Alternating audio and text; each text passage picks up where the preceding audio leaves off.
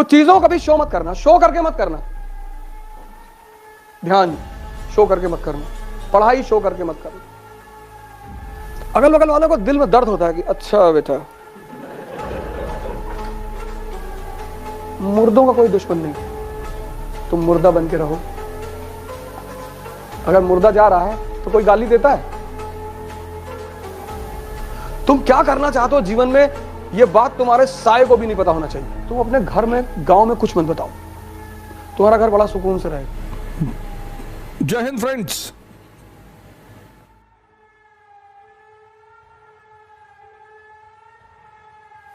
सपने कभी मत बताओ किसी को।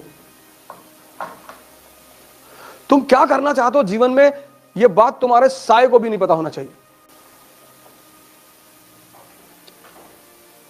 क्योंकि दुनिया एक चीज के लिए तैयार बैठी है, डिस्टर्ब करने के लिए। और दुनिया तैयार बैठी है तुम्हारे घर से लेकर बाहर तक सब। लेकिन दुनिया एक आदमी से नहीं उलझती, पागलों से। पागल बन के रहो, पागल बन के। क्या बनोगे जीवन में? डाकू बनेंगे। कोई तुमसे बात ही नहीं करेगा। छत पे बैठे हो, कोई किताब लिया, उसका एक एक पन्ना फाड़ के हवाई जहाज बना के उड़ा रहे हो। तुमको कोई छेड़ेगा ही नहीं मोहल्ले में, रिश्तेदारी में, गांव में। कह रहे डिस्टर्ब साल। हर जगह नेता बनने की जरूरत नहीं है। शादी में गए हो, बोले जा रहे हो, इंडिया के राजनीति पर बता रहे हो, पॉलिटिक्स में हर आदमी तुम्हें देख रहा है, चौबे जी का लौंडा बहुत पढ़ रहा है। इस दुनिया में हर आदमी तुम्हें डिस्टर्ब करने के लिए बैठा हुआ है। और जब तुम कुछ करना शुरू करोगे ना, तो ऐसी सी कहानियां तुम्हारे बारे में, मेरे बारे में तो उड़ाई नहीं गई, सब सही है। मेरे बारे में जितनी कहानियां बताई गई वो सब सही है। तुम्हारे बारे में उड़ाई जाएंगी। तुम कभी, बहुत लोग बहुत दुखी होते हैं कि यार हमने ये तो जीवन में नहीं किया। हाँ, तो इसीलिए तो कहा जा रहा है मैंने तो किया। मेरे दोस्तों को, जब मेरे साथ क्लासमेट वगैरह हैं और जो लोग साथ रहे हैं कभी किसी जमाने में, और जिन्होंने मुझे देखा है, जलते हुए, उनको बड़ा आश्चर्य हुआ। अरे लगे गाना गाने, तो लोग हमसे पूछने लगे कि वो ऐसे कह रहे थे, सही कह रहे थे। तुम इज्जत की चिंता मत करो, तुम अपनी यूटिलिटी की चिंता करो। तुम अगर लोगों के काम के हो, सब तुमको इज्जत देंगे।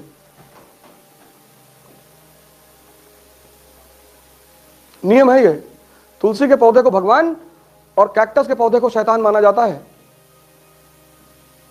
रीजन क्या है? तुलसी का पौधा दवा है, कैंसर तक की दवा बनती है उससे। पीपल का पौधा भगवान, बृहस्पति ग्रह का सूचक, क्योंकि रात और दिन दोनों समय ऑक्सीजन रिलीज करता है। यूटिलिटी है। आज भी गांव में तुम जाओ, लोग पीपल का पेड़ नहीं कटने देते, कहते इस पे ब्रह्म का वास है।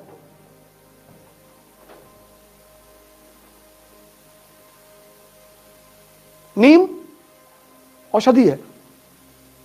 आज भी गांव में लोग नीम के पेड़ पे जल चढ़ाते हैं। अंग्रेज आए, वो तुम्हारे ऊपर हंसी उड़ाने लगे, तुम डर गए कि अरे यार हम यार पागल हैं, पेड़ पे जल चढ़ाते। तुमको एक आदमी पेन देता है, तुम थैंक यू बोलते हो। पेड़ शिव का रूप है। शिव कौन? जो जहर पी ले, मतलब CO2, कार्बन डाइऑक्साइड, और जो अमृत दे दे, यानी ऑक्सीजन। तभी तो पीपल के पेड़ के नीचे शिव के रूप में पत्थर रखा जाता है कि ये तुम्हारे जहर को पी रहा है और तुम्हें अमृत दे रहा है। पश्चिम के लोग आकर तुम्हारे ऊपर हंसने लगे। ये तुम नादानी में तुमने पीपल पेड़ ही जलाना छोड़ दिया। पेड़ लगाओ खूब, वो भगवान का रूप है, वो तुम्हारे जहर को पी लेते हैं। अपने बर्थडे पर 5 पेड़ लगाया करो, एक लगा दो यार। बर्थडे केक मत काटा करो, केक भी काट के मुंह पे लगा देते हो तुम। अरे हम तो निकाल लिए राइफल के, मार के एकदम मुंह पे लगाओगे, खाने की चीज है। तो मुंह पे केक लगाओगे, मार देंगे, ट्रांसफर हो जाएगा तुरंत। पहले तो केक काटना नहीं है, लेकिन कोई बात नहीं, ऐसा नहीं, इतना कभी भी कंजर्वेटिव नहीं होना चाहिए। अब कोई प्रेम में ले आया, अब दूंगा हम केक ना काटे, हम भारत के आदमी हैं। केक काटो, लेकिन मुंह पे लगाए तो फिर और कुछ काट डालो। अबे मुंह पे क्यों लगाओगे? मुंह पे केक लगाने वाली चीज है। और फिर आजकल एक नई प्रथा चली है मारने की। पागल हो गए? ये कौन सी खुशी मना रहे हो तुम? कह रहे एंजॉइंग। पागल हो गए? एंजॉइंग। पत्थर उत्तर रखा घर में, एक मोरन निकाल कर मारा खींचे। उल्टी सीधी प्रथाओं का विरोध करो। पता नहीं कौन कह दिया। यह देखकर सीखना। अपनी सपने किसी को मत बताओ, अपनी महत्वाकांक्षा किसी को मत बताओ, बताओ ही मत, मस्त रहो अपने में।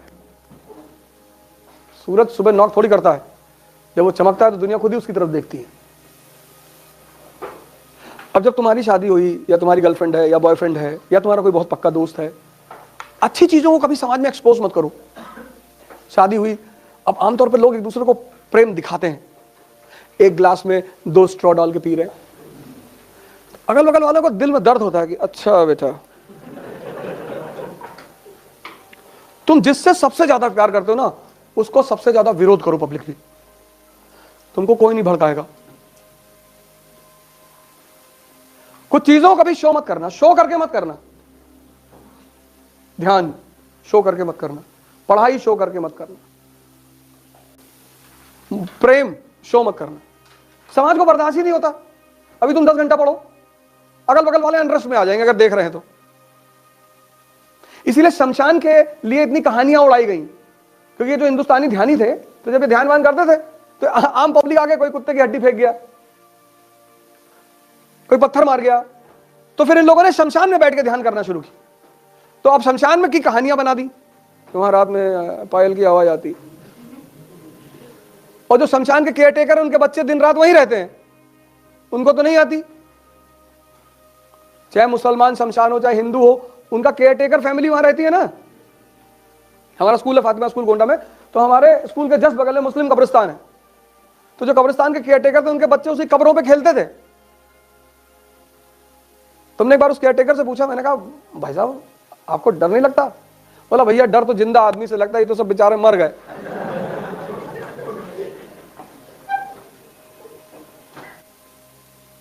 हर अच्छी चीज को बचाना पड़ता है। 7 साल कंपनी की अचीवमेंट पर्दे में किसी को पता ही नहीं चला। इससे पूछा गया कि ऐसा क्यों किया तुमने? इसने कहा मुझे डर था कि भारत के राजा कहीं फेडरेशन न बना ले, संघ, कहीं उनको हमारी उपलब्धि पता चले तो एकजुट न हो जाएं। प्रिकॉशन। क्यों किया उसने? प्रिकॉशन। लिखो, प्रिकॉशन। पहला प्रिकॉशन किससे? भारत के राजाओं से, कि उन्हें पता चले और वो संघ बना ले हमारे खिलाफ, तो ये बच्चा कैसे लड़ेगा? लड़ ही नहीं पाएगा। अब तुम गांव बता दिया हम आइस की तैयारी कर रहे हैं,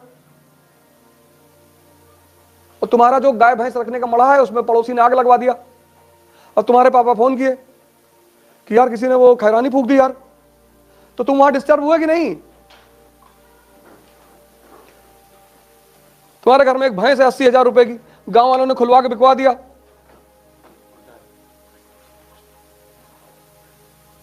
तुम अपने घर में गांव में कुछ मत बताओ, तुम्हारा घर बड़ा सुकून से रहेगा। हमारा एक स्टूडेंट है बनारस से, यादव है,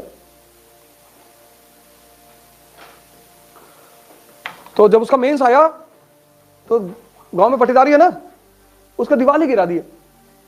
कहिए दीवार अभी अवैध जमीन पे बनी है। उसके भाइयों को मारे भी सब, वो बेचारा भागा बनारस। मुर्दों का कोई दुश्मन नहीं, तुम मुर्दा बन के रहो। अगर मुर्दा जा रहा है तो कोई गाली देता है? मुर्दा बन के रहो, पता ना चले किसी को कि कर क्या रहे हो। गाना छोड़ दो, ये देखो यहां से सीखो, यही तो सिखा रहा है। तो उसने कहा मुझे पहला शक था कि भारत के राजा संघ बना लेंगे, और दूसरा उसने कहा कि ये जो यूरोपीय कंपनियां हैं ये हमारे खिलाफ हो जाएंगी। यूरोपियन कंपनीज, अगर फ्रांस को पता चलेगा, फ्रेंच कंपनी को, पोर्चुगीज कंपनी को, डच कंपनी को, कि हमने टेरिटरी इतनी बड़ी कब्जा कर ली,